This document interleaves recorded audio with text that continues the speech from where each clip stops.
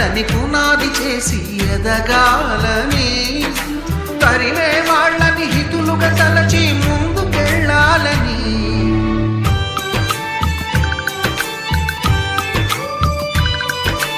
కన్నుల నీటిని కలల సాగుకై వాడుకోవాలని,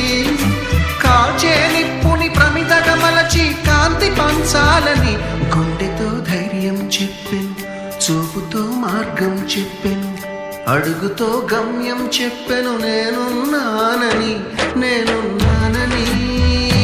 నీకేం కాదని, నిన్నటి రాతని మార్చేస్తానని.